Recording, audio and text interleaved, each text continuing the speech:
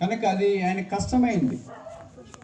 సాధారణంగా మనిషి ఏమనుకుంటాడో అదే తను జరగాలని కోరుకుంటాడో, అదే కావాలని కోరుకుంటాడో, దానికి భిన్నంగా జరిగితే అది ఆ మనిషికి ఇష్టం ఉండదు. రాంగ్ ప్రోటోకాల్, రాంగ్ ప్రొసీజర్, కాని పద్ధతి, కాని విధానాన్ని ఆయన అనుకున్నాడు. నేను అనుకొంటిని. ఇది మనిషిని యొక్క సమస్య. ఇది నన్ను ప్రతి మనుషుడు తను ఏదో ఒకటి అనుకుంటా ఉన్నాడు. ఇట్లా అనుకుంటే బాగుండు, ఇట్లా జరిగితే బాగుండు, ఇట్లా చేస్తే బాగుందని. కానీ దేవుడు ఒక దైవికమైన ప్రొసీజర్, ప్రోటోకాల్ ఏర్పాటు చేసినాడని మనుషులు ఆలస్యంగా గుర్తించలేకపోవడం విషాదకరమైన సంగతి. 5వది, ఆఖరిది, రాజుల 2వ గ్రంథం 5వ అధ్యాయం, 2 Kings chapter 5 verse 12. రాజుల 2వ గ్రంథం 5:12. దమస్కు నదులైన అబానాయును ఫర్ఫర్ను ఇశ్రాయేలు దేశంలో నదులన్నిటికంటే శ్రేష్టమైనవి కావా? Wrong place. వాటిలో నేను శుద్ధి పొంది లేదా స్నానం చేసి శుద్ధుడను కాలేనా? ఇది కంప్లీట్ పిక్చర్ ఆఫ్ ఏ పాపి. ఇది నాన్న పాపి యొక్క చిత్రపటం. ఏంటంటే రాంగ్ ప్లేగ్, కాని రోగం వచ్చింది మొదటిది. రెండవది, ఆ రోగాన్ని నయం చేసుకోవటానికి కాని రాంగ్ ప్రైస్, కాని విధానంలో క్రైమ్ చెల్లించడానికి ప్రయత్నం చేస్తున్నాడు. మూడవది, వాక్యంలో మనము గమనిస్తూ ఉంటే రాంగ్ పర్సన్, కాని వ్యక్తి దగ్గరికి వెళ్ళాడు. నాలుగవది, రాంగ్ ప్రోటోకాల్, కాని పద్ధతిలో ఆయన అనుకున్నాడు. 5వది, ఆఖరిది, రాంగ్ ప్లేస్, కాని స్థలంలో ఉన్నాడు. ఇలాగ కాని సంగతులు మనుషుడు చేస్తున్నప్పుడు దేవుడు ఆ మనిషిని తన ఇచ్చకు స్వేచ్ఛకు వదిలివేసింటే ఇది నాన్న మనుషుడు ఇలాగ ఉండేవాడు కాదు. అయితే ప్రభుకు స్తోత్రాలు. ఇలాంటి కాని జీవితంలో జీవిస్తున్న మానవుని ప్రేమించి లోకరక్షకుడు యేసు ఈ భూమి మీద అడుగుపెట్టాడు. అదే వెన్నెల కురిసిన రాత్రి, ప్రశాంతమైన రాత్రి, ఆకాశంలో నక్షత్రాలు మెరుస్తున్న రాత్రి, అద్భుత రాత్రి, పరిశుద్ధ రాత్రి, నిశ్శబ్ద రాత్రి, లోకము నిద్రిస్తున్న రాత్రి, పాపము దోబూచులాడుతున్న రాత్రి, చీకటిని చీల్చుకుంటూ సూర్యోదయం వలె యేసుక్రీస్తు అనే వెలుగు ఈ భూమి మీదకి ఉద్భవించిన రాత్రి. అదే క్రిస్మస్ రాత్రి. దేవుడు మానవుడిగా రక్త మాంసంలో కలిగి ఈ భూమి మీదకి వచ్చినాడు. ఎందుకు దేవుడు మానవుడిగా రావాలా అని అంటే దానికి చాలా కారణాలు ఉన్నాయి. బైబిల్లో రాయబడిన మాట ఏంటంటే మనుషులందరూ తప్పిపోయి దేవుడు అనుగ్రహించిన మహిమను పొందలేకపోతున్నారు. దేంట్లో నుండి తప్పిపోయారు? దేవుడు వారికి ఏర్పాటు చేసిన మార్గములో నుండి వారు తప్పిపోయారు. మార్గంలో నుండి తప్పిపోయి తిరిగి వారు దేవుని దగ్గర రాలేకపోయారు. అందుకే దేవుడు మానవుడికి భూమి మీదకి దిగి వచ్చినాడు. ఎట్లా తప్పిపోయాడు? నేను నాకు చిన్న ఉదాహరణ చెప్తా, దాన్ని మీరు ఆలకించడానికి ప్రయత్నం చేయండి. ఇది రోజు మీరు సాధారణంగా చూసేదే. ఒకవేళ పెద్ద ఊర్లో, కర్నూలు లాంటి ఊర్లో పెద్ద జాతర జరుగుతుంది అనుకోండి, లక్షల కొలది ప్రజలు వచ్చినారు. అదొక ఊరు. అలాంటి జాతరలోనికి మీలాంటి ఊర్లో నుండి ఒక భార్య భర్తలు వారికి ఒక చిన్న కొడుకు, చిన్నగా ఎత్తు 5 సంవత్సరాలు 7 సంవత్సరాలు ఉంటే ఆ కొడుకుని జాతరకి తీసుకెళ్ళారు. ఉదయం నుండి సాయంకాలం దాకా ఆ జాతరలో అంతా తిప్పినారు. అంగడు చూయించినారు, రాట్నం చూయించినారు, ఉయ్యాల చూయించినారు. ఇవన్నీ చూయించిన తర్వాత కొడుకు చాలా సంతోషభరితుడై అటు ఇటు చూస్తుంటే తల్లిదండ్రులు చేయి విడిచిపెట్టాడు. ఆ కొడుకు మిస్ అయ్యాడు, కనబడకుండా తప్పిపోయాడు. ఇప్పుడు తల్లిదండ్రులు మాత్రమే ఉన్నారు, కొడుకు తప్పిపోయాడు. సాయంకాలం అయిపోయింది. రైల్వే స్టేషన్లోనైతే ఇట్లా అనౌన్స్ చేయొచ్చు, మా కొడుకు తప్పిపోయాడండి ఎక్కడున్నారని. ఒకవేళ ఎయిర్పోర్ట్లోనైనా అనౌన్స్ చేయొచ్చు, బస్ స్టాండ్లోనైనా అనౌన్స్ చేయొచ్చు, ఇలాంటి చిన్నూరులోనైనా దండోరు వేయించవచ్చు. కానీ పెద్ద జాతరలో దండోరు వేయించేకి వస్తుందా, మైక్లో అనౌన్స్ చేసేకి వస్తుందా? ఏం చేస్తే ఫలితం ఉంటుంది? తల్లిదండ్రులు బాధ చేత దుఃఖముఖలై జాతరకు వచ్చాం కానీ కొడుకు తప్పిపోయాడని వేదనతో ఏడుస్తూ భారంతో వాళ్ళ ఇంటికి వెళ్ళారు. కథ కట్ చేస్తాం. ఆ పిల్లవాడు ఆ జాతరలో ఏడ్చి ఏడ్చి ఏడ్చి తల్లిదండ్రులు దొరకలేదని ఎట్లా ఒక మూలకెళ్ళి కూర్చొని దిగులుగా ఉంటే మీ ఊర్లాంటి ఊర్లో నుండి ఒక ఆయన మంచి ఆయన వచ్చినాడు, సహృదయుడు, మీలాంటి మంచి వ్యక్తి. ఒక 40 ఏళ్ళు ఉంటాయి అనుకో. ఆయన వెళ్ళి బాబుని అడిగాడు, బాబు ఎందుకు ఏడుస్తున్నావు అని. మా అమ్మ, మా నాన్న, నేను ముగ్గురం జాతరకు వచ్చినాము. ఉదయం నుండి సాయంకాలం దాకా జాతర అంతా తిరిగేసాము. సాయంకాలం పూట నేను మా అమ్మ నాన్న వదిలేసి తప్పిపోయాను. అప్పటి నుండి నేను వాళ్ళని ఎదుగుతున్నా, వాళ్ళు నన్ను ఎదుగుతున్నారు, కానీ ఎవరు కనపడట్లేదు అని బోర్ని ఏడుస్తున్నాడు. ఆ పిల్లోడు ఏడుస్తుంటే ఈయన గుండెలు బాదుకొని కన్నీటి పర్యంతమై ఏం చేయలేదు తోచక అప్పుడు ఆ పిల్లని దగ్గరకు తీసుకొని కన్నీళ్ళు తుడిచి, సరే మీ అమ్మ నాన్న నీకు దొరికేదాకా నేను మా ఇంటికి తీసుకెళ్తా, వస్తావా అని అడిగాడు. అంటే ఈ పిల్లోడు ఏమన్నాడంటే సరే వస్తాను అని చెప్పాడు. వాళ్ళ ఇంటికి ఇప్పుడు ఈ చిన్న తప్పిపోయిన పిల్లవాడిని తీసుకెళ్ళాడు.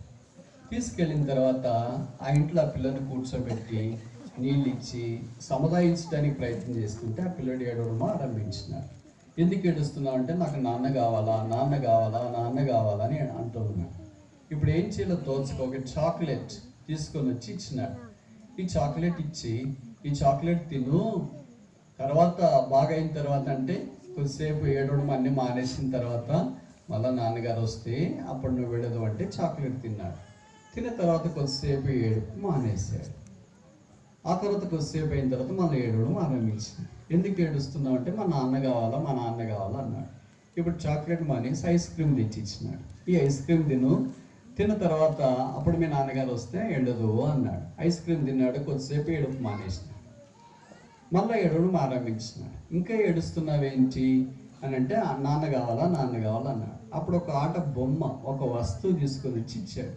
ఆ వస్తువు ఆట బొమ్మ చూసిన వెంటనే రాకెట్ లాంటిదో రైలు లాంటిదో కార్ లాంటి బొమ్మ చూసిన వెంటనే దాంతో ఆడుకొచ్చినారు. ఏడవడం ఆరంభించినాడు. ఎందుకు ఏడుస్తున్నా అంటే మా నాన్న కావాలా, చాక్లెట్ ఫోన్ మొబైల్ ఫోన్ ఇవ్వాలి. అందుకే ఆయన స్మార్ట్ ఫోన్ మొబైల్ ఫోన్ ఆ పిల్లోడికి ఇచ్చినాడు. మొబైల్ ఫోన్ చూసుకుంటూ గేమ్స్లో అటు ఇటు నిమగ్నం అయిపోయి చాలాసేపు ఏడుపు మానేసాడు. తర్వాత పిల్లడు బోర్ కొడుతుంది కదా, మొబైల్ ఫోన్ పక్కన పెట్టేసి మళ్ళీ ఏడవడం ఆరంభించాడు. ఏంటంటే మా నాన్న కావాలి. ఆ పిల్లవానికి చాక్లెట్ కానీ ఐస్ క్రీమ్ కానీ కేక్ కానీ బొమ్మ కానీ మొబైల్ ఫోన్ కానీ ఏడుపు మానేయలేదు. ఎందుకంటే తప్పిపోయాడు, తండ్రికి దూరం అయిపోయాడు, తన స్థలానికి రక్తబంధానికి దూరం అయిపోయాడు. ఇప్పుడు కథ కట్ చేస్తామా?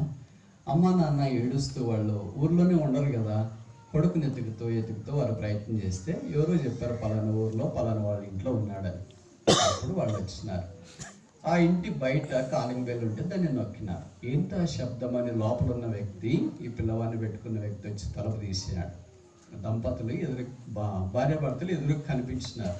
మా కొడుకు ఇక్కడ ఉన్నాడంటే ఉన్నాడా? ఈ స్వరం కొడుకు ఎక్కడో లోపల నుండి విన్నాడు. నేరుగా దగ్గరకు వచ్చినాడు. నాన్న మీద ఎగిరికి గంతులేసి హత్తుకున్నాడు. ఇద్దరు కన్నీటి పర్యంతం అయ్యారు.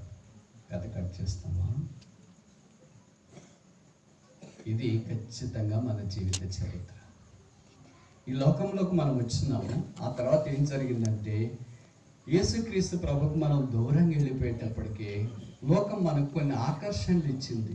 చదువు అనేది, ఉద్యోగం అనేది, వివాహం అనేది, పిల్లలు అనేది, కుటుంబం అనేది, బాధ్యతలు అనేది, ఇవన్నీ ఇచ్చినప్పుడు ఒక్కొక్కటి ఇచ్చినప్పుడు ఏమనిపిస్తుంది అంటే ఇది బాగానే ఉందిలే అని అనిపిస్తుంది. కొంతకాలం అయిపోయిన తర్వాత ఇదన్నిటి మీద నుండి మనసు పోయి ఇప్పుడు అనిపిస్తుంది ఏమో నాకు అన్నీ ఉన్నాయి, ఆరోగ్యం ఉంది, కుటుంబం ఉంది, ఉద్యోగం ఉంది, డబ్బులు ఉన్నాయి, బంధువులు ఉన్నారు, అన్నీ ఉన్నాయి, కానీ నెమ్మది లేదు, సమాధానం లేదు. I have no peace of mind. ఇది ప్రస్తుతం మనుషుని యొక్క దుస్థితి. అందుకే యేసుక్రీస్తు ప్రభువారు మానవాకారాన మనుషునికి నెమ్మది, సమాధానము, సంతోషం ఇచ్చుట కొరకు ఈ భూమి మీదకి వచ్చినాడు. ఎందుకు సంతోషం లేదంటే మనుషుడు దేవుని యొక్క సన్నిధిలో నుండి తప్పిపోయాడు. దాన్నే పాపము అని బైబిల్ సంబోధిస్తుంది. ఆ పాపాన్ని తీసివేయటానికి యేసుక్రీస్తు ప్రభువారు మాత్రమే చేయగలిగిన కార్యం. మనము ఏదైనా అవసరం ఉంటే కొంతమంది మనకు సహాయం చేస్తారు. ఇప్పుడు నాకు భోజనం అన్నం ఆకలిస్తుందంటే మీరు ఎవరైనా భోజనం పెడతారు. లేకపోతే నాకు చొక్కా చినిగిపోయిందంటే ఎవరైనా చొక్కా తెచ్చిస్తారు. నాకు కాళ్ళకి చెప్పులు లేవంటే ఎవరైనా చెప్పులు తెచ్చిస్తారు. నాకు కళ్ళు అద్దాలు పోయినాయంటే ఎవరైనా కళ్ళు అద్దాలు తీసుకొని ఇచ్చిస్తారు. లేకపోతే నేను ఆడదాకా రైల్వే స్టేషన్ దాకా వదిలేదంటే ఎవరైనా వదిలేస్తారు. అయితే నాకు తీవ్రమైన మానకరమైన రోగం వచ్చిందనుకో ఎవరు సహాయం చేస్తారు? డాక్టర్లు చేతులు ఎత్తేస్తారు. హాస్పిటల్ కూడా ఏం నమ్మకం లేదు, బంధువులందరినీ పిలుచుకోండి అని అంటారు. ఇప్పుడు ఎవరు దగ్గరికి వచ్చేది? ఒకే ఒక్కడు, ఆయన పేరే యేసుక్రీస్తు ప్రభు. మనుషుడు ఒక మనుషునికి కొంతదాకా సహాయం చేయగలడు, కానీ పరిపూర్ణంగా సహాయం చేయలేడు. పాపాలు క్షమించలేడు, జీవితాన్ని మార్చలేడు, పాపిని పరలోకానికి తీసుకుని వెళ్ళలేడు. అందుకే యేసు ప్రభు వారు మానవాకారాన ఈ భూమి మీదకి దిగి వచ్చాడు. ఇప్పుడు నయమాన్ యొక్క సందర్భంలోనికి మనం రావటానికి ప్రయత్నం చేస్తే, నయమానుకున్న ఈ కాని 5 విషయాల్లోనే ఈ కథ ముగిసిపోయేటట్లయితే ఈ దినాన మనకి ఏ నిరీక్షణ ఉండేది కాదు. అయితే ఇశ్రాయేలీల అక్కడ 5 విషయాలు మనం చూస్తున్నాం. ఏంటది? మొదటిది రాజుల 2వ గ్రంథం 5వ అధ్యాయం. రాజుల 2వ గ్రంథం 5వ అధ్యాయం. 2 Kings chapter 5 మొదటి 4వ వచనం. 2 Kings chapter 5 verse 4. రాజుల 2వ గ్రంథం 5వ అధ్యాయం 4వ వచనం. నయమాను రాజు నొక్కకు పోయి ఇశ్రాయేలు దేశపు చిన్నది చెప్పిన మాటలు అతనికి తెలియచేయగా. 2వ వచనం. సిరియన్లు గుంపు గుంపులుగా బయలుదేరి ఇశ్రాయేలు దేశం మీదకి పోయిండరి. వారు అచ్చటను ఒక చిన్నదాన్ని చెరగని తీగా. ఇశ్రాయేలు దేశపు చిన్నది, ద డామ్సెల్ ఆఫ్ ఇజ్రాయెల్. దేవుని యొక్క ప్రణాళిక మనుషునికి రక్షణ ఇచ్చటి కొరకై, పాపాలు క్షమించడం కొరకై, జీవితాన్ని మార్చడం కొరకై ఎంత ఆశీర్వాదకరంగా ఇది మనకు కనిపిస్తుంది. చూడండి, ఒక చిన్న అమ్మాయి ఇజ్రాయెల్ దేశంలో నుండి ఈ సిరియా దేశంలోనికి చెరపట్టబడింది. అంటే తనకు స్వేచ్ఛ లేదు, ఇంట్లో పనిమాయిగా పనిచేసేది, కాలేజీకి వెళ్ళటానికి అవకాశం లేదు, మొబైల్ ఫోన్ లేదు, తర్వాత తనకి ఇష్టమైన బట్టలు వేసుకోవటానికి లేదు. ఇప్పుడు మేము మాత్రం మంచి పండుగని బెలూన్లు, క్యాండిల్స్, చికెన్, కేక్స్, హాట్స్ ఇవన్నీ పట్టుకొని తిరగటానికి లేదు. ఒక బందీగా పరాయి దేశంలో ఒక పనిమ్మాయిగా ఉంది. ఇలాంటి పరిస్థితులు అనుమతిస్తే మనం అలాంటి పరిస్థితిలో ఉండగలమా? ఈ ఇశ్రాయేలీలకు చిన్నది ఒక సవాల్. దేవుని చిత్తాన్ని నెరవేర్చడం కొరకై క్రైస్తవుడు దేవుని యొక్క ఏర్పాటు కలిగిన స్థలంలో ఉండాలని కోరబడుతూ ఉన్నాం. ఆ ఒక్క చిన్నది లేకపోయింటే నయమాన్ యొక్క వృత్తాంతం క్రైస్తవ లోకానికి తెలిసి ఉండేది కాదు. ఆయన జీవితము మార్చబడి ఉండేది కాదు. ఈ దినాన క్రైస్తవుడా, యేసు ప్రభుని ఎరిగిన వ్యక్తి, దేవుడు నిన్ను ఈ లోకంలో ఉంచిన ఉద్దేశము ఆయన కొరకు సాక్షిగా నువ్వు జీవించాలని. అమ్మాయి చిన్నదే, చదువులేదు, మీ మాదిరి ఇంజనీరింగ్ కాదు, ఫార్మసిస్ట్ కాదు, డాక్టర్ కాదు, యాక్టర్ కాదు, ప్రీచర్ కాదు, సింగర్ కాదు, స్పీకర్ కాదు, స్కిట్ కాదు, కానీ ఒక చిన్నది ఒక పని అమ్మాయి. దేవుడు నీకు ఏ తలాంతం లేకపోయినా వాడుకోగలడు. యేసు ప్రభు వారు నీవు ఆయనకు అందుబాటులో ఉంటే, చక్కటి స్వరం లేకపోయినా, చక్కగా పాడకపోయినా, చక్కగా పరిచయంలో సహకరించడానికి తలాంతం లేకపోయినా యేసు వాడుకోగలడు. అలా ఉన్నవాడని వాడుకోవడానికి కాదు అని అర్థం. వాళ్ళు ఎలాగో వాడబడతారు, అది వేరే విషయం. లేని వాళ్ళు నిరుత్సాహపడాల్సిన పని లేదు. నాకేం అందము లేదే, చదువు లేదే, జ్ఞానం లేదే, తెలివి లేదే. చాలామంది గ్రామాలు ఇదే అనుకుంటారు. నాకేం బ్రదర్, అసలు బైబిలే చదివేకి రాదు, చదివే రాదు, ఎవరితో ఎట్లా మాట్లాడాలో రాదు, ఏం రాదు బ్రదర్ అని. ఏం రాదు కనుక ప్రభు నేను వాడుకోవాలని కోరుకుంటాడు. కానీ అది మనం గుర్తించట్లేదు. ఈ చిన్నదాని ద్వారా ఈ చిన్న అమ్మాయికి పెద్ద ఆయనకి సేవ చేసే అవకాశం లేదు, పెద్ద ఆయన యొక్క జీవితం బాగు చేసే అవకాశం యేసు ప్రభు ఇచ్చింది. ఒక ఆర్మీ ఆఫీసర్ వచ్చి సహాయం చేయట్లేదు. ఒక ఇంట్లో పనిచేసే చిన్న అమ్మాయి ద్వారా దేవుడు కార్యం చేయాలని కోరుతూ వచ్చింది. రెండవది చూస్తామా? రాజుల 2వ గ్రంథం 5వ అధ్యాయం. 2 Kings chapter 5 verse 5. రాజుల 2వ గ్రంథం 5:5. సిరియా రాజు, నేను ఇశ్రాయేలు రాజునకు దూత చేత పత్రిక పంపితనని ఆజ్ఞయించిన గనక, ఇశ్రాయేలు రాజు, కింగ్ ఆఫ్ ఇజ్రాయెల్. ఇజ్రాయెల్లో ఉన్న 5 సంగతులు మనం చూడటానికి ఆరంభించిన. మొదటిది ద డామ్సెల్ ఆఫ్ ఇజ్రాయెల్, ఇశ్రాయేలీల యొక్క చిన్నది. రెండవది కింగ్ ఆఫ్ ఇజ్రాయెల్, ఇశ్రాయేలీల యొక్క రాజు. ఇశ్రాయేలీల యొక్క రాజుకు తెలియని సంగతులు ఇజ్రాయెల్ యొక్క చిన్నదానికి తెలిసింది, చిన్న అమ్మాయికి తెలిసింది. ఈ అమ్మాయి వయసు బహుశా 16 ఏళ్ళు అట్లా ఉండొచ్చు. సాధారణంగా మనం 16 ఏళ్ళు 15 ఏళ్ళు ఉంటే ఏం చేస్తాం? దేని మీద దృష్టి పెడతాం?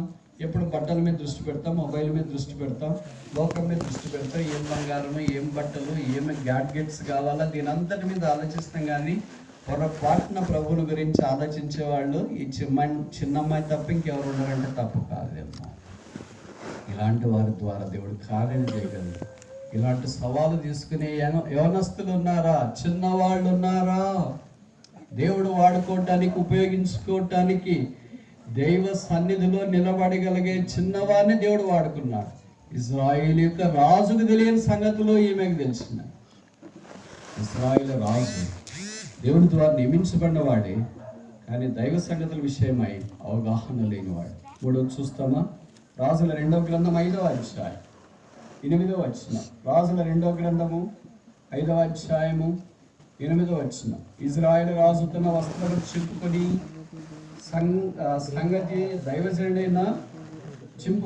సంగతి దైవజనుడైన ఎలీషాకు వినబడినప్పుడు, అతను నీ వస్త్రములు నీవెందుకు చింపుకొంటివి? ఇశ్రాయేలీలో ప్రవక్తకుడు ఉన్నాడని అతనికి తెలియబడినట్లు అతను నా దగ్గర రానిమ్మని రాజు నాకు వర్తమానం పంపాను. Profit of Israel. మూడవది, ఇశ్రాయేలీలో ప్రవక్త ఉన్నాడు. ఇశ్రాయేలీలో ప్రవక్త ఉన్నాడన్న సంగతి ఇశ్రాయేల్ యొక్క చిన్నది పరాయి దేశంలో ఉండి తెలుసుకునింది. ఇశ్రాయేలీలో ప్రవక్త ఉన్నాడన్న సంగతి ఇశ్రాయేలును పరిపాలిస్తున్న ఇశ్రాయేల్ రాజుకే తెలియదు. చాలాసార్లు అలాగే ఉండేది. ప్రవక్త గొప్పవాడు మన దగ్గర ఉన్నాడన్న సంగతి మనకు తెలియదు, కానీ చాలా మందికి పక్కన తెలిసింటారు. యేసు ప్రభు యొక్క గొప్పతనాన్ని ప్రకటించడానికి హేతువుగా దేవుడు వాడుకున్న ఈ ఎలీషా యొక్క ఉనికి ఆ రాజుకు తెలియదు. యేసుక్రీస్తు ప్రభు వారు శిలువలో వేలాడదీయబడుతున్నప్పుడు ఎడం వైపున్న వానికి లోకరక్షకుడు తన పక్కన వేలాడదీయబడ్డాడన్న సంగతి తెలియదు, కానీ ఎడం పక్కన దొంగ భవిష్యత్ ఏమనుకుంటాడు అంటే ఈయన కూడా గొప్ప దొంగతనాలు ఏమని చేసాడేమో, అందుకే మాతో పాటు తీసుకుని వచ్చి సిలువ వేస్తున్నారని అనుకున్నాడేమో. ఆయన లోకరక్షకుడని ఎరగలేకపోయాడు. యేసు ప్రభు వారి భూమి మీద పుట్టిన తర్వాత మత్తయి సువార్త 2వ అధ్యాయంలో మనం చూస్తే తూర్పు దేశపు జ్ఞానులు హేరోదు రాజు దగ్గరికి యెరూషలేములోనికి వచ్చి, బైబిల్లో కొత్త నిబంధనలో మొదటి ప్రశ్న అదే. 2 మత్తయి సువార్తలో, where is he that is born king of Jews for we came to worship him. యూదుల రాజుగా పుట్టిన వాడు ఎక్కడ, మేము ఆయనను పూజింపవచ్చితిమి. రాజు దగ్గరికి వచ్చి రాజుని గురించి మాట్లాడితే ఆయనకి ఎంత కోపం వస్తుంది. ఇప్పుడు మన ఎమ్మెల్యే దగ్గరికి వెళ్ళి ఎమ్మెల్యే గారు ఎక్కడ ఉన్నారంటే ఎలా కోపం వస్తుంది వాళ్ళకి. ఎంపీ దగ్గరికి వెళ్ళి ఎంపీ గారు ఎక్కడ ఉన్నారంటే కోపం వస్తుంది రాదా? కలెక్టర్ గారి దగ్గరికి వెళ్ళి కలెక్టర్ గారు ఎక్కడ ఉన్నారంటే కోపం వస్తుంది రాదా? అలాగే హేరోదు రాజు దగ్గరికి వెళ్ళి ఇశ్రాయేలు రాజు దగ్గరికి వెళ్ళి వాళ్ళు ఏమంటున్నారంటే యూదుల రాజుగా పుట్టిన వాడెక్కడా? ఆయనకి చాలా కోపం వచ్చింది. ఆ తర్వాత జరిగిన సంగతి ఏంటంటే, తూర్పు దేశ జ్ఞానాలు దాదాపు 1000 కిలోమీటర్లో ఉన్న వారికి యేసు ప్రభు పుట్టాడని తెలిసింది, కానీ 8 కిలోమీటర్ల దూరం ఉన్న యెరూషలేములో ఉన్న హేరోదుకి యేసు ప్రభు పుట్టాడన్న సంగతి తెలియదు.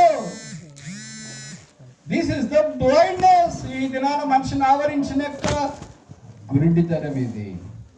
ఎరగకపోవటం ఎంత విషాదకరమైన సంగతి. యేసు నెరిగిన ఈ తూర్పు దేశ జ్ఞానులు అక్కడికి వచ్చినారు.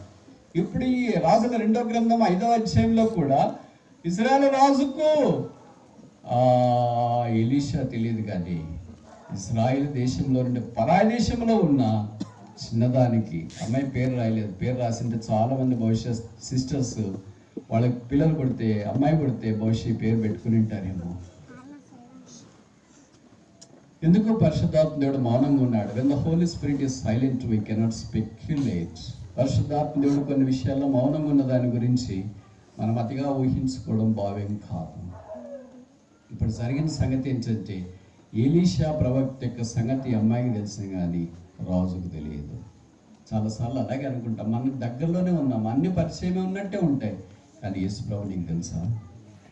పాపక్షమాపణ, మారు మనసు అనుగ్రహించడానికి భూమి మీదకి వచ్చినాడన్న సంగతి తెలుగుదు.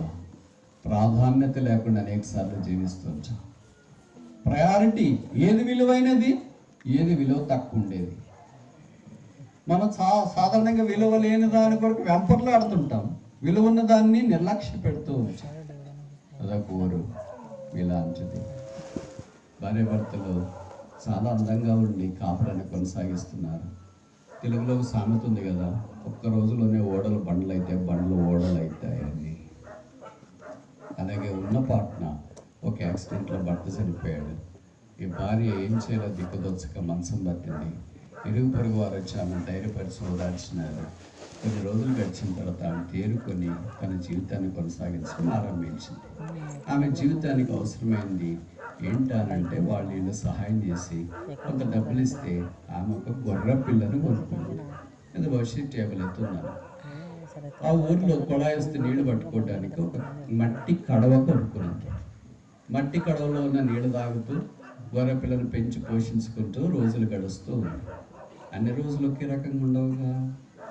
పొద్దున నా ఊర్లో నుండి ఆమె బయటికి ఏదో పని మీదకి వెళ్ళింటే ఆ గొర్రెపిల్ల, తన ఇంట్లో ఉన్న గొర్రెపిల్ల నీళ్లు కావాలని ఏం చేసిందంటే ఆ కడవలోకి నోరు పెట్టింది. అది లోపలికి మూసుకుపోయింది, రాలేదు. మీకు తెలుసు కదా కడవకి కుండకున్న తేడా. కుండ మూత పెద్దగా ఉంటుంది, కడవ మూత చిన్నగా ఉంటుంది. ఈ గొర్రెపిల్ల మూత పెట్టేటప్పటికి కడవలో మూతలో ఇరుక్కుపోయింది. అది ఆ మూత విడిపించుకోవడానికి ప్రయత్నం చేస్తుంది, రావట్లేదు. ఇలాగ ప్రయత్నం చేసే సమయంలోనే ఆమె బయట నుండి ఇంట్లోకి వచ్చింది. గొర్రెపిల్ల పడుతున్న కష్టాన్ని చూసింది. ఇరుగు పొరుగు వారు వస్తారు కదా కేకలేస్తే. పల్లెటూరులో ఏం జరిగినా మనుషులు వచ్చి ఈగల వలె వాలిపోతారు, జరగకపోయినా కూడా వాళ్తారు. ఏం జరగలేదే అని వాళ్తారు, ఏమైనా జరిగితే ఏం జరిగిందే అని వాళ్తారు. అలాగ వాళ్తే ఇప్పుడు ఏం చెప్పింది, నాకుండే ఆస్తి ఈ గొర్రెపిల్ల, మా ఇంట్లో ఉండే పాత్ర ఈ కడవ. ఈ కడవలో ఉన్న నీళ్ళు తాగటానికి గొర్రెపిల్ల ప్రయత్నం చేసి దాని తల దాంట్లోకి ఇరుక్కుపోయింది, మూత పెట్టేసి. ఇప్పుడు నాకు కడవ కావాలా, గొర్రెపిల్ల కావాలా?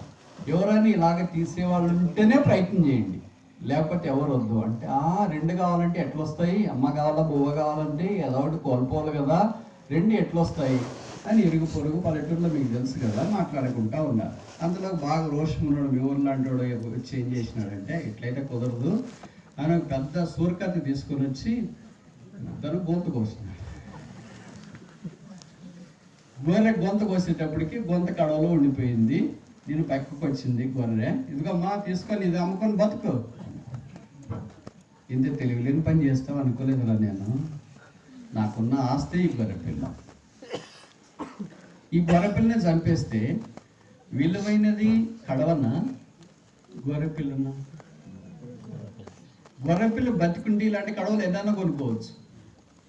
ఈ కడవ బతుకుంటే గొర్రెపిల్లని కొనుక్కోలేదు. కడవ నిర్జీవమైంది, గొర్రెపిల్ల జీవం ప్రాణం ఉన్నది. ఇదే ఖచ్చితంగా మానవుడి దినాన్ని చేస్తున్న పని. ప్రాధాన్యత కలిగిన గొర్రెను మానేసి దాన్ని కోసేసి ప్రాధాన్యత లేకుండా చేసి కడవ ఉంటే చాలే. కడవ మట్టి అంటే భూ సంబంధమైన సంగతులను జ్ఞాపకం చేస్తుంది. ఏదో సమయానికి తిన్నామా, ఒంటి మీద బట్ట కట్టుకున్నామా, ఒక ఇంట్లో ఉన్నామా, ఏదో రోజులు గడిచిపోతూ ఉంటే ఓ దినాన దేవుడు పిలిస్తే వెళ్ళిపోయామా, ఇంకా అంతకంటే ఏం కావాలా అని అనుకోవచ్చు. అంతేనా? మానవుని ప్రేమించి ఈ మట్టి కుండ లాంటి మానవుని పరలోకంలో చేర్చుట కొరకై యేసు ప్రభు ఈ భూమి మీదకి వచ్చినాడు. ఆయన రాజు, శిశువుగా జన్మించినాడు. మానవ చరిత్రలో ఎంతోమంది శిష్యులుగా జన్మించిన వారు రాజులయ్యారు. అయితే మానవ చరిత్రలో రాజుగా జన్మించిన ఒక్కడు, రాజు అయిన ఒకే ఒక్కడు శిశువుగా జన్మించిన, ఆయన పేరు యేసుక్రీస్తు. రాజుగా పుట్టాడు, రాజుగానే జీవించినాడు. రాజుగా మరణించడానికి శిలువ దగ్గరికి వెళ్ళినప్పుడు పిలాతు అన్నాడు, ఈ యూదుల రాజువా, ఆర్ట్ దౌ ద కింగ్? అవును, నీవు అన్నట్టే. యేసును శిలువ మీద వేలాడదీసినప్పుడు తల మీద ముళ్ళ కిరీటం, ముఖం మీద ఉమ్మి, చేతుల్లో మేకులు, దేహమంతా కోడ దెబ్బలు, ప్రక్కలో బల్లెపోటు, శిలువలో భూమికి ఆకాశానికి మధ్యలో వేలాడదీయబడుతున్నప్పుడు పిలాతు ఆయన శిలువ పైన ఒక విలాసం రాశాడు. దొంగలు శిలువ పైన విలాసం రాయలేదు. దొంగలు కూడా రాయొచ్చు కదా, గజ దొంగ పేరు మోసినాడు మా ఊళ్ళోనా అని, వాళ్ళకి రాయలేదు. యేసుకు మాత్రం పై విలాసం రాశారు. ఏం రాశారు? Jesus of Nazareth, the king of juice. నజరేయుడైన యేసు యూదులకు రాజు. రాజు వస్తాడా? రాజు శిలువ మీదకి వెళ్తాడా? రాజు పాపాలు క్షమించడానికి శిక్ష భరిస్తాడా? రాజు కొట్టించుకుంటాడా? రాజు ముళ్ళ కిరీటం ధరిస్తాడా? రాజు ముఖం మీద బుద్ధులను గుద్దితే గుద్దించుకోవడానికి ఇష్టపడతాడా? రాజు వెంట్రుకలు బీకేస్తే ఇష్టపడతాడా? రాజు చేతుల్లో మేకలు కొడితే ఇష్టపడతాడా? రాజు అవసరం లేకుండా శిలువలో వేలాడదీయబడతాడా? ఇదేం రాజరిక? లోకంలో రాజరికం అంటే ఎలాగుంటుంది? వజ్ర వైడూర్య మరకత మానిక నీళ్ళ కెంపుల పచ్చలతో పొదగించబడిన కిరీటాలు ధరించి బంగారు సింహాసనం మీద ఉంది. ఎవడెక్కడా? చిత్త మహాప్రభు అని ఇలాగా వారికి ఊపు ఫ్యాన్లు ఊపేవాళ్ళు అలాగొస్తుంటే అది రాజరికం ముట్టిపడుతుంది అంటారు. అయితే బైబిల్ రాసు అలాంటి వాడు కాడు. దేవుడు మానవుడిగా ఈ భూమి మీదకి దిగి వచ్చిన వాడు అలాంటి వాడు కాడు. పాపిష్టులమైన మనల్ని పరిశుద్ధులుగా చేయట కొరకై, పాపంలో జోగుతున్న మానవుని పరలోకంలో ప్రవేశపెట్టడం కొరకై, సమాధానము లేని మానవుని సమాధానం ఇచ్చడం కొరకై సమాధానకర్తని యేసు ఈ భూమి మీదకి దిగి వచ్చాడు. A king is born like a babe. మానవ చరిత్రలో ఒక రాజు శిశువుగా జన్మించిన, శిశువులుగా జన్మించిన వారు రాజులయ్యారు. కానీ రాజు శిశువుగా జన్మించింది ఒకే ఒక్కసారి. అదే క్రిస్మస్, అదే యేసుక్రీస్తు ప్రభువు. ఇప్పుడు రాజుగా పుట్టాడు, రాజుగా జీవించినాడు, రాజుగా సిలువలో మరణించినాడు, ఆ తర్వాత సమాధి చేసినారు. 3వ దినాన్ని బైబిల్ సెలవిస్తుంది, లేఖనం ప్రకారం ఆయన 3వ దినాన్ని లేచినాడు. కనుక రాజు తిరిగి లేచినాడు. దేవుడు యేసు ప్రభువు అంతా ఉన్నాడు, ఒకే ఒక చోట లేడు. ఇందుగలడు అందులేడని సందేహము వలదు, ఎందెందు వెతికినా అందందగలడు ఆ యేసుక్రీస్తు ప్రభువు. లేని చోట ఒక్కటే ఏంటో తెలుసా? ఆదివారం తెల్లవారుచుండగా కొందరు స్త్రీలు సుగంధ ద్రవ్యాలు సిద్ధపరచుకొని ఏ సమాధి దగ్గరికి వెళ్తే అక్కడ దేవదూత సమాధిలో ఉన్న కాళ్ళ దగ్గర కూర్చొని వారికి ఇచ్చిన వర్తమానం, is reason is not here. ఆయన ఇక్కడ లేడు, ఆయన సమాధిలో లేడు. సమాధులు ఖాళీ అయిపోయినాయి. ఓ దినాన యేసుక్రీస్తు ప్రభు యందు విశ్వాసం ఉంచిన వారి యొక్క సమాధులు కూడా ఖాళీ చేయబడతాయి. ఎవరి రాజు? మరణాన్ని ఓడించిన వాడు ఎవరి రాజు? సమాధిని గెలిచిన వాడు ఎవరి రాజు? సింహాసనాసీనుడు కావటానికి సమాధి మీదకి వెళ్ళిన రాజు ఎవరి రాజు? సమాధిని ఖాళీ చేసిన వాడు ఎవరి రాజు? సమాధిలో నుండి 3వ దినం తిరిగి లేచిన వాడు ఎవరి రాజు? సర్వలోకమునకు రాజు, రాజులకు రాజు, ప్రభువులకు ప్రభు యేసుక్రీస్తు. ఇప్పుడు 5వది ఆఖరిది. ఓ దినాన ఆయన రాజుగా పరలోకంలో నుండి భూమి మీదకి రాబోతున్నాడు. క్రిస్మస్ అయితే మొదటి రాకడైతే ఒక శిశువుగా జనుడు కన్య గర్భాన జన్మించి భూమి మీదకి దిగి వచ్చినాడు. పాపము లేనివాడిగా, పాపం ఎరగని వాడిగా, పాపము చేయని వాడిగా, పాపము క్షమించుట కొరకై పాపరహితుడిగా వచ్చినాడు. బైబిల్ సెలవిస్తుంది, పాప సహితుల్లో నుండి పాపరహితుడు పుట్టగలిగిన ఎడల ఎంత బాగుండు. 6000 సంవత్సరాల మానవ చరిత్రలో పాప సహితుల్లో నుండి పాపరహితుడు ఒకే ఒక్కసారి పుట్టాడు. అదే క్రిస్మస్, అదే యేసుక్రీస్తు ప్రభువు. ఆ యేసు సెలవులో మరణించి రాజులకు రాజుగా దినాన్ని రాబోతున్నాడు. ఆయన ఇంతకు ముందు పశువుల తొట్టిలో పరండబెట్టబడ్డాడు. ఇప్పుడు తొట్టెలో కాదు, షేర్ ఆటోలు కాదు, ఆటోలు కాదు, కార్లు కాదు, వ్యాన్లు కాదు, 2 వీలర్ కాదు, రైళ్లు కాదు, విమానాలు కాదు, మేఘముల మీద రానయ్యన్నాడు. మీకు తెలుసు కదా, వేరే రాజులు వేరే దేశానికి వెళితే ఎట్లా వెళ్తారు? విమానాల్లో వెళ్తారు. అయితే ఈ రాజు విమానాలు కాదు, ఈ రాజు మేఘం మీద వెళ్తాడు. ఆయన మాత్రమే మేఘం మీద కాదు. బైబిల్లో రాయబడింది, ఆ మేఘాలు వస్తున్నప్పుడు ఎవరు ఆయన స్వరం వింటారో యేసునందు విశ్వాసం ఉంచిన వారు ఈ దీన శరీరం మహిమగల శరీరముగా మార్చబడి వారు కూడా ఆయనతో పాటు ఉండడానికి సదాకాలం మేఘ మండలం మీద కొనిపోబడతారు. రాజుకి ఎవరు పుడతారు? పందికి ఎవరు పుడతారు? పంది పిల్లలు. కుక్కకి ఎవరు పుడతారు? కుక్క పిల్లలు. కోతికి ఎవరు పుడతారు? కోతి పిల్లలు. ఎలకి ఎవరు పుడతారు? ఎలక పిల్లలు. ఆవుకి ఎవరు పుడతారు? ఆవు పిల్లలు. గేదెకి ఎవరు పుడతారు? సింహానికి ఎవరు పుడతారు? సింహం పిల్లలు. యేసుక్రీస్తు ప్రభు యూదా గోత్రపు సింహం. సింహముగా ఈ భూమి మీదకి దిగి వచ్చినాడు, సింహంగా జీవించినాడు. ఒక దినాన ఆయన తిరిగి రాబోతున్నాడు. యేసు ప్రభు రక్తంలో కడగబడి శుద్ధీకరించబడిన వారు ఆయనతో పాటు ఉంటానికి పరలోక రాజ్యం వారు ప్రవేశిస్తారు. ఈ దినాన్ని నీకు సైకిల్ లేకపోవచ్చు, కాళ్ళు కూడా లేకపోవచ్చు, రోగం వచ్చిందేమో, అలాగే కుర్చీ మీద ఉన్నావేమో, కారు లేకపోవచ్చు, బస్సు లేకపోవచ్చు, రైలు లేకపోవచ్చు, విమానం లేకపోవచ్చు. కొద్దినాలు మేఘమండలం మీద కొనిపోబడతారు. అది నాన్ స్టాప్, ఉచితం, ఫ్రీ. ఆన్లైన్ రిజర్వేషన్ అవసరం లేదు. యాప్ లేదు దీనికి. ఒక్కటే ఒక్కటి యేసు ప్రభువైన విశ్వాసం ఉంచుతనే యాపే. అదే అర్హత. అలాంటి అర్హత కలిగిన చదువున్నా లేకపోయినా, డబ్బున్నా లేకపోయినా, అందమున్నా లేకపోయినా, ఆరోగ్యమున్నా లేకపోయినా, గ్రామీణులైన, పట్టణస్థులైన, పేదలైన, ఉద్యోగులైన, నిరుద్యోగులైన, పిల్లలైన, పిల్లలు లేకపోయినా, దంపతులైన, ఏకాంగులైన, సంసారులైన, సామాన్యమైన వారైనా, విధవరైనా, భర్త చనిపోయిన వారైనా, భార్య చనిపోయిన వారైనా, నాథులైనా, భాగ్యులైనా, అన్యాయానికి బానిసలైపోయిన వారైనా సరే యేసుక్రీస్తు వారిని పరలోక రాజ్యానికి తీసుకున్నాడు. ఇది మేము ప్రకటించే గొప్ప సువార్తమానం. ఇప్పుడు జరిగిన సంగతి ఏంటంటే, ఇశ్రాయేలులో ప్రవక్త ఉన్నాడన్న సంగతి తెలిసింది. కొత్త నిబంధనలు ఇదిగో ప్రవక్తల కంటే గొప్పవాడు యేసుక్రీస్తు ప్రభువా. ఆ ప్రవక్త దగ్గరికి నయమాను ఇస్తే ఆ ప్రవక్త రాకుండా ఇంట్లోనే ఉండి పనివాంచేత పంపించినాడు. వెళ్ళి యోర్దానులో 7 సార్లు స్నానం చేయమని చెప్పారు. వచ్చాయా యోర్దానులో 7 సార్లు స్నానం చేయమని సార్. ఒకే నది, ఈయన దమస్కులో 2 నదులు ఉన్నాయి, ఒకే ఒక్కడు. రకంగా ఆదికాండం 2వ అధ్యాయంలో ఒక నది కలదు, 4 పాయలైతుంది. కీర్తన 46లో ఒక నది కలదు. ఎస్కేల్ మనం చూస్తే 47వ అధ్యాయం అనుకుంటా, ఆ నది ఎక్కడ నదులు కాదు, నది ఒక్కడే. ఆ నది యేసుక్రీస్తు. ఆ శిలువలో నుండి రక్తపు ఊటనే నది ప్రవహిస్తున్నప్పుడు ఏ పాపి, ఏ దుర్మార్గుడు, ఏ చెడిపోయిన వాడు, ఏ అపవిత్రుడు ఎవరైనా సరే ఆ శిలువ దగ్గరికి వెళ్ళి ఆ రక్తములో తమను తాము కడుక్కొని శుద్ధీకరించబడి పరిశుద్ధపరచబడగలరు.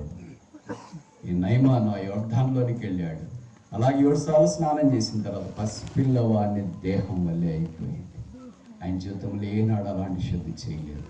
ఇప్పుడేమన్నాడంటే, ఇశ్రాయేలీల యొక్క నది మాత్రమే కాదు, ఇశ్రాయేలీల దేవుడు గాడ్ ఆఫ్ ఇజ్రాయెల్. 5 విషయాలు చెప్పిన. మొదటిది డామ్సెల్ ఆఫ్ ఇజ్రాయెల్, ఇశ్రాయేలీలో ఉన్న చిన్నది. రెండవది కింగ్ ఆఫ్ ఇజ్రాయెల్, ఇశ్రాయేలీలో ఉన్న రాజు. మూడవది ప్రాఫిట్ ఆఫ్ ఇజ్రాయెల్, ఇశ్రాయేలీలో ఉన్న ప్రవక్త. నాలుగవది రివర్ ఆఫ్ ఇజ్రాయెల్, ఇశ్రాయేలీలో ఉన్న నది. ఐదవది ఆఖరిది ఇశ్రాయేలీలో ఉన్న దేవుడు, ఆయన పేరు యేసుక్రీస్తు ప్రభువు. ఈ రాత్రి మానవుడు కొట్టుమిట్టాడుతుండగా యేసు శరణాగతుడై ఆయన్ని అనుభవించాలని, ఆయన స్వీకరించాలని, శరణొచ్చాలని కోరుతూ ఉన్నాడు. చెడిపోయి పడిపోయి పాపములో తూలిపోతూ ఏం చేయాలో దిక్కుదొచ్చగా పాపాన్ని బట్టి అనారోగ్యముతోనూ అంధత్వముతోనూ నెమ్మది లేకుండా అశాంతితో జీవిస్తున్న మానవాళికి యేసు రక్తము ప్రతి పాపం నుండి కడిగి పవిత్రులుగా చేయనని బైబిల్ సెలవిస్తుంది. ఆయన రాజుగా పుట్టి మనందరినీ రాజులుగా చేయడానికి ఇష్టపడ్డాడు. రాజుగా పుట్టడం అనేదే మానవ చరిత్రలో ఒకేసారి సరే. మీకు తెలుసు కదా, ప్రపంచంలో అగ్రదేశాలు ఒకటి ఇంగ్లాండ్ లేదా యునైటెడ్ కింగ్డమ్ అంట. అక్కడికి నాకు రాణిగారు ప్రభుత్వం చేసేది, లేదా ఆ రాణిగారుగా ఇంగ్లాండ్ దేశానికి వెళ్ళేది. ఆమె పేరు ఎలిజబెత్. ఆమె చనిపోయిన తర్వాత ఆమె కుమారుని రాజుగా చేసినారు, అభిషేకం చేసినారు. వాళ్ళు అభిషేకం చేసేది ఇప్పుడు అవన్నీ చెప్పలేము, ఎందుకంటే చెప్పాలంటేనే కష్టం, చూడాలంటేనే కష్టం. వాళ్ళ గుర్రాలు, వాళ్ళ ప్యాలెస్, వాళ్ళ భోజన బల్ల, వాళ్ళు వాడే పాత్రలు, వాళ్ళు పడుకునే మంచాలు, ఇవన్నీ చూస్తే 2 కళ్ళు ఒక రోజుకి సరిపోవు. అన్ని చూసే అవకాశం దేవుడి ఒకేలా నాకు ఇచ్చినాడు. వాళ్ళు ఉండే స్థలమే బకింగ్హామ్ ప్యాలెస్ అంటారు, విండ్సర్ క్యాసల్ ఇంగ్లాండ్లో ఉంటుంది. గుర్రాలకి ఒక్కొక్క గుర్రాన్ని చూసుకోవడానికి ఎంతమంది మనుషులు ఉంటారు అనుకుంటారు? మీకు కనీసం 1 ఉంటారు. డ్యూటీ దాన్ని కూడా, దానికి ఆహారము, స్నానము, దోమలు లేకుండా, తర్వాత అవసరమైన బట్టలు, దాన్ని గోర్లు శుభ్రం చేయడం, ఇవన్నీ చెప్తే ఇంకా అయిపోదు. గుర్రానికి ఎంత ఉంటే రథాల సంగతి ఏంటి? ఒక రాజు యొక్క పరివారం వైభవం ఎంత ఉందని చెప్తానికి ఇవన్నీ చెప్తున్నా. కానీ ఆయన రాజు ఎప్పుడైనా తెలుసా? ఆయన రాజు అయినప్పుడు ఆయన వయసు ఎంతో తెలుసా? 72 సంవత్సరాలు. చార్లెస్ 72 సంవత్సరాల్లో రాజు అయ్యాడు. అయితే బైబిల్లోనే రాజు, పుట్టుకతోనే రాజు, పుట్టుకతోనే రాజు. జీవించినాడు రాజు వల్లే, శిలువ మీద వెళ్ళాడు మానవు రాజు వల్లే, తిరిగి లేచాడు రాజు వల్లే, తిరిగి రానాడు రాజు వల్లే. ఈ రాత్రి ఆ యేసు యొక్క ప్రేమ రాజరికంలో కాకుండా దీనుడిగా, సాత్వికుడిగా ఈ భూమి మీదకి వచ్చి చూపించినాడు. యేసు ప్రేమకు కట్ట చాలా అద్వితీయమైన ప్రేమ, అసమానమైన ప్రేమ, అనంతమైన ప్రేమ, అమూల్యమైన ప్రేమ, కలువరి ప్రేమ, శిలువ ప్రేమ, ప్రాణం పెట్టిన ప్రేమ, రక్తము కార్చిన ప్రేమ, నిన్ను ప్రేమించిన ప్రేమ, నీ కన్నీరు తుడిచే ప్రేమ, గాయాలు కట్టే ప్రేమ, సహాయపడే ప్రేమ, ధైర్యపరిచే ప్రేమ, ఆదరించే ప్రేమ, హక్కున చేర్చుకునే ప్రేమ, జీవితానికి నిరీక్షణ అనుగ్రహించే ప్రేమ యేసు నీకుందా? ఒక్క చెప్పి నేను ముగించిన. అదొక ఊరు. ఆ ఊరిలో భార్య భర్తలు అన్నారు. దేవుడు వారి దాంపత్య జీవితాన్ని ఆశీర్వదించి ఒక కూతురుని ఇచ్చినాడు. ఆ కూతురు ఎంత పెరిగి చాలా బాగా చదువుకుంటుంది, బాగుంది, అందం, బ్యూటిఫుల్, గంధపు చెక్క, బీటెక్, కర్నూలులో కాదు. ఆ కాలేజీలో చదువుతున్నప్పుడు ఇలా పండుగ ఊళ్ళో సెలవుకి వస్తే వాడికి ఒక కారు ఉంది. ఆ కూతురు వాడు నాన్న దగ్గరికి వెళ్ళి అడిగింది, డాడీ నాన్న నా బర్త్డే ఉంది కదా రేపు, నువ్వు నాకు కారు ఇస్తే మా స్నేహితులతో కలిసి సరదా కేక్ కటింగ్ చేసుకుని వచ్చి మళ్ళీ నేను కారు తీసుకుని వచ్చి ఇస్తాను. కూతురు అడిగితే ఏ తండ్రి కాదనగలడు? ఎందుకు జరుగుతుందంటే ఇది లోపల జీవిత ప్రభావం. గమనించు. సరే, కూతురు అడిగిందని కారు తాళాలు ఇచ్చినాడు. అదొక సాయంకాలం. కూతురు కారు స్వయంగా డ్రైవ్ చేసుకోగలదు. వెళ్ళింది ఒక మంచి హోటల్లో, ఫ్రెండ్స్, అమ్మాయిలు, వాళ్ళు అందరూ కలిసినారు, కేక్ కట్ చేసుకున్నారు, అటు ఇటు. ఇంక వాళ్ళంతా ఎంజాయ్ చేసిన తర్వాత ఎప్పుడో తెల్లవారుజామున ఆ హోటల్లో నుండి తిరిగి ఇంటికి కార్ డ్రైవ్ చేస్తూ వచ్చి ఆ నిద్రమత్తులో డ్రైవ్ చేసుకుంటూ వచ్చేటప్పుడు ఒక చిన్న యాక్సిడెంట్ అయింది. దాంట్లో ఒక నడి వయసు కలిగిన వ్యక్తి అక్కడక్కడే చచ్చిపోయాడు. వెంటనే పోలీసులు వచ్చినారు, ఆమెను పట్టుకొని అరెస్ట్ చేసినారు. కథ కట్ చేసుకుని జైల్లో ఉన్న తర్వాత ఆమెకు శిక్ష విధించాలి కదా. శిక్ష విధించబడింది. 10 సంవత్సరాలు యావజ్జీవన కారాగార శిక్ష, 10 లక్షలు. ఈ శిక్ష విధించి తీర్పిచ్చే సమయంలో ఇలాంటి ప్రజలంతా తండోపతండాలుగా ఊర్లో వాళ్ళు వచ్చినారు. తీర్పు సింహాసనం మీద జడ్జి కూర్చొని అన్నాడు, ఈ అమ్మాయి నేరం చేసింది, తెలిసి చేసిందే తెలియక చేసింది కాదు, ఒక మనిషి ప్రాణానికి కారణమైపోయింది. కనుక శిక్ష ఏంటి? 10 లక్షల రూపాయలు చెల్లించాలి, 10 సంవత్సరంలో కఠిన కారాగార శిక్ష.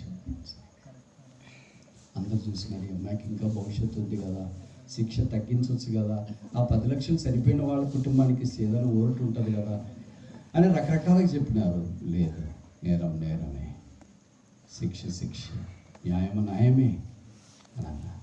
ఆ తీర్పు చెప్పిన ఆ జడ్జి ఆ సీట్లో, ఆ కుర్చీలో నుండి లేచి అమ్మాయి దగ్గరికి వెళ్ళి, అమ్మాయి ఏడుస్తుంటే అమ్మాయి భుజం మీద చేసి కన్నీళ్ళు తుడిచి ఆయన కోటు తీసి అమ్మాయికి తగిలించినాడు. అందులో పోలీసులు వచ్చి అమ్మాయిని పట్టుకుపోతుంటే ఈయన అన్నాడు, అమ్మాయిని పట్టుకెళ్ళొద్దండి, నన్ను తీసుకెళ్ళి శిక్ష విధించండి, 10 లక్షలు నేను కడతా, 10 సంవత్సరాలు చెరసాలని నేను అంటా. అప్పుడు అన్నాడు, ఎందుకు ఈ అమ్మాయికి విధించిన శిక్ష నువ్వు తీసుకుంటున్నా? అప్పుడు ఏం చెప్పాడు, 9 నెలలు మోసి కన్నా నీ కూతుర్ని, ఈ అమ్మాయి నా కూతురు, నా కూతురు జైలుకి పోవడం నేను చూడలేను, నా కూతురు జైల్లో ఉండడం నేను చూడలేను, నా కూతురు శిక్ష భరించడం నేను చూడలేను, నా కూతురు అవమానం పొందడం చూడలేను.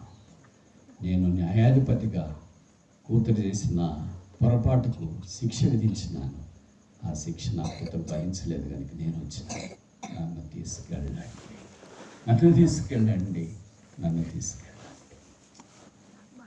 ఈ కథ కట్ చేస్తే యేసుక్రీస్తు ప్రభు మన విషయంలో చూపిన ప్రేమకు ఇదొక చెరు ఉదాహరణ. మనం కూడా పాపం చేసి శిక్షార్హులమై పాతాళమై పరుగులు తీస్తున్నప్పుడు దేవమానవుడు సర్వలోకమునకు తీర్పు తీర్చి దేవుడు భూమి మీదకి వచ్చినాడు. ఇప్పుడు ఆ తీర్పు మన మీదకి రావాల్సింది. యేసన్నాడు, ఆ తీర్పు నా మీద వేయండి, ఆ పాపాలు నా మీద వేయండి, అపరాధం నా మీద వేయండి, ఆ శాపము నా మీద వేయండి. ఎందుకంటే వాళ్ళు నా కుమారులు, వాళ్ళు నా కూతురు, వారు శిక్ష భరించేది నేను చూడలేను. వాళ్ళు పాపం చేశారు వాస్తవమే, కానీ పాపానికి శిక్ష నేను భరించడానికి వచ్చాను. వారి శాపాన్ని నేను చూడలేను, ఆ శాపం భరించడానికి నేను వచ్చాను. వారి వేదన నేను చూడలేను, వేదన భరించడానికి నేను వచ్చాను. నన్ను తీసుకుని వెళ్ళండి. బైబిల్లో రాయబడింది, యేసును సిలువేటకు అప్పగించండి. బైబిల్ సెలవిస్తుంది, యేసును కొట్టుటకు అప్పగించండి. బైబిల్ సెలవిస్తుంది, యేసును సిలువ వేయడానికి వారు కల్వరి కొండకు తీసుకుని వెళ్ళిరి. దైవమా, ఇది ఏమీ ప్రేమ!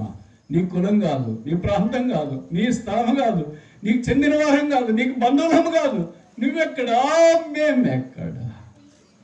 నీ పరిశుద్ధత ఎక్కడా, మా పాపం ఎక్కడా? నీ నీతి ఎక్కడా, మా దుర్నీతి ఎక్కడా? నీ నివాసం ఎక్కడా, మా నివాసం ఎక్కడా? నీవు అమరుడవు, మేము మర్త్యులమైన వారము. నీవు పరిశుద్ధుడవు, మేము పాపలము అని దైవ మానవుడు మన కొరకై సెలవులో మాడించి రక్తం కాచినాడు. ఈ రాత్రి ఆ యేసు నేను ప్రేమిస్తున్నాడు. యేసుని పాపాలు క్షమించాలని కోరుతున్నాడు. యేసు నిన్ను రక్షించి, క్షమించి, పరిశుద్ధపరిచి పరలోకంలో చేర్చాలని కోరుతున్నాడు. యేసు నీ కొత్త తడువేసుకొని ప్రార్థన.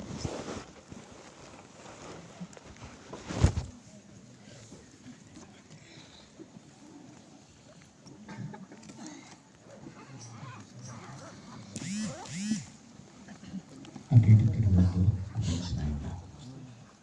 యేసు ప్రభు నిన్ను ప్రేమిస్తున్నాడు. నీకు చదువున్నా లేకపోయినా, అందమున్నా లేకపోయినా, జ్ఞానమున్నా లేకపోయినా, నిన్ను ప్రేమించే వారు ఉన్నా లేకపోయినా, నీ గ్రామమైనా చిన్న ఊరైనా, నిన్ను ఎవరు పట్టించుకునేవారు లేకపోయినా, నువ్వు అనాథమైనా, దిక్కులేని దానివైనా, ఎలాంటి వ్యక్తి అయినా యేసు ప్రేమ నీ మీదకి వస్తుంది. అందుకే యేసు మనల్ని ప్రేమించి సెలవులో మన కొరకై రక్తం కాచి చనిపోయి సమాజపడి ఆ యేసు శిక్ష ఆయన భరించిన క్షమాభిక్ష నీకు ఇచ్చిన యేసు ప్రభువా, నేను పాపని, నా పాపాలు క్షమించు, నా హృదయంలోనికి ఈ చిన్న ప్రార్థన చేసుకుంటే యేసు నీ పాపాలు క్షమించి ఈ జీవితాన్ని మార్చి నీ హృదయంలోనికి వచ్చి చెప్పన శక్తిలో మహిమాయుక్తమైన సంతోషం అనుగ్రహించి నీ కన్నీటిని తుడిచి, నీ గాయాలు తీసివేసి, నీ బంధకాలు తెంచివేసి నిన్ను పరిశుద్ధపరిచి పరలోక రాజ్యంలో ప్రవేశపెట్టాలని కోరుతున్నాను. ఈ లోకంలో ఉన్నంతకాలం నెమ్మది, శాంతి, సమాధానం యేసు నీకు అనుగ్రహించాలని కోరుతున్నాడు. యేసు నీకు వద్దా? యేసు కావాలని కోరితే యేసు ప్రభువా నా హృదయంలోనికి, ఇదే నీ కేకైతే, ఇదే నీ ఆర్తధ్వని అయితే, ఇదే నీ అంగలార్పు అయితే, మేము నీ కొరకు ప్రార్థన చేయడానికి వీలుగా మీ కుడి చేతిని తలకు పైగా కనబడేటట్టు ఎత్తి ఉంచండి. మిగతా వాళ్ళ కళ్ళు మూసుకోండి, మిగతా వాళ్ళ కళ్ళు మూసుకోండి. కుర్చీలో ఇచ్చేవాడు యేసు, నెమ్మది సమాధానం ఇచ్చేవాడు. ఈ యేసు క్రీస్తుని అంగీకరించాలని కోరితే మీ కొరకు ప్రార్థన చేయడానికి వీలుగా మీ కుడి చేతిని తలకు పైగా కనబడేటట్టు ఎత్తి ఉంచండి. ఎవరైనా ఎక్కడైనా ఉన్నారా? యేసు ప్రభు నాకు కావాలా, నా కొరకు కూడా ప్రార్థన చేయండి. మీరు ఇంట్లో ఉన్నా, సిట్అవుట్లో ఉన్నా, ఇంటి పైన ఉన్నా, ఇంట్లో లోపల ఉన్నా, బెడ్రూమ్లో ఉన్నా, కుర్చీలో ఉన్నా, పార్కింగ్ స్లాట్లో ఉన్నా, మీరు ఎక్కడున్నా సరే యేసు మిమ్మల్ని ప్రేమిస్తున్నాడు. ఈ కలగొట్ల గ్రామాన్ని యేసు ప్రేమిస్తున్నాడు. కలగొట్ల గ్రామంలో ఉన్న నీ కొరక యేసు ప్రభు సెలవులో మాడించినాడు. ఎవరైనా ఎక్కడైనా ఉన్నారా? ఇంకెవరైనా? మిగతా వాళ్ళు కళ మూసుకోండి, ఖాళీకి వెళ్ళిపోవద్దు. కొత్త సంవత్సరం యేసు ప్రభు నీకు అనుగ్రహించినాడు. ఎందుకంటే నువ్వు ఆయన ఎరగాలని, నీ జీవితం మార్చబడాలని, నీ దుఃఖం ఎగిరిపోవాలని, నీ పాపాలు క్షమించబడాలని, నీ అపరాధాలు క్షమించబడాలని, నీ దోషం తీసివేయబడాలని, నీ శాశ్వత శోభాతిశయముగాను బహుతరములకు సంతోష కారణముగాను ఉండాలని, నువ్వు కక్కులు పెట్టబడిన పదనైన నిలుబడి మానగా ఉండాలని యేసు ప్రభు నిన్ను కోరుతున్నాడు. నిన్ను కట్టాలని కోరుతున్నాడు, నిన్ను బాగు చేయాలని కోరుతున్నాడు. ఆ యేసు నా హృదయంలోనికి రా. యేసు యేసు యేసు.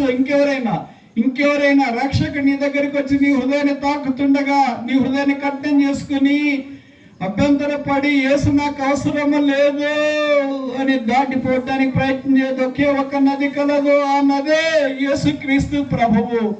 అబానా, ఫర్ఫరోన నదులు శ్రేష్టమైనవి కావా అని నేను అనుకుంటుని. నువ్వు అనుకుంటే నీ పాపాలు క్షమించబడవు.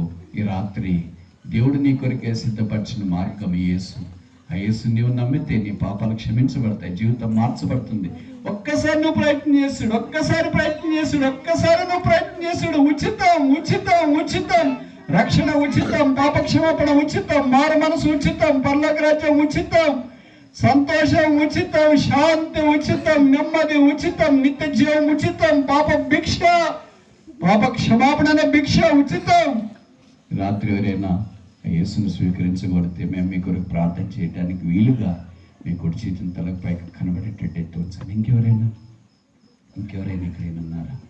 వచ్చిన వేరే స్థలం నుండి వచ్చినావేమో, ఎవరైనా నిన్ను ఆహ్వానిస్తే వచ్చినావేమో, తెలియక వచ్చినావేమో, పర్లేదు. యేసు నిన్ను ప్రేమిస్తున్నాడు. యేసు నీ హృదయంలోనికి రావాలని కోరుతున్నాడు. యేసు నీకు శాంతి, సమాధానం, నెమ్మది ఇవ్వాలని కోరుతున్నాడు. ఇంకెవరైనా ఎవరైతే యేసును స్వీకరించడానికి ఇష్టపడి ప్రార్థన సహాయం కోరి మీ కుడి చేతిని తలకు పైగా కనబడేటట్టు ఎత్తి చూపించున్నారో, ఎవరైతే పేపర్ తీసుకున్నారో, మేము యేసు నామమున అభినందిస్తున్నాము. యేసు ప్రభువుకు మీరు చేసిన తీర్మానము ఆయన ముద్రించును గాక, అంగీకరించును గాక, ఆశీర్వదించును గాక, ఆమోదించును గాక. ఈ దినము నీ జీవితంలో కొత్త సంవత్సరం అవును గాక. నీ పాపాలు క్షమించబడను గాక, నీ కడుపు తెరవబడను గాక, నీ ఉదయం శుద్ధీకరించబడను గాక, నీ పరలోక రాజ్య వారసులవుదువు గాక, నీవు నిత్య జీవాన్ని అనుభవించదువు గాక, నీ పాప క్షమాపణ పొందుదువు గాక. ఈ దినం నీ జీవితంలో అమోఘమైనది, ఆశీర్వాదకరమైనది, అద్భుతమైనది, అతి శ్రేష్టమైనది, అమోఘమైనది.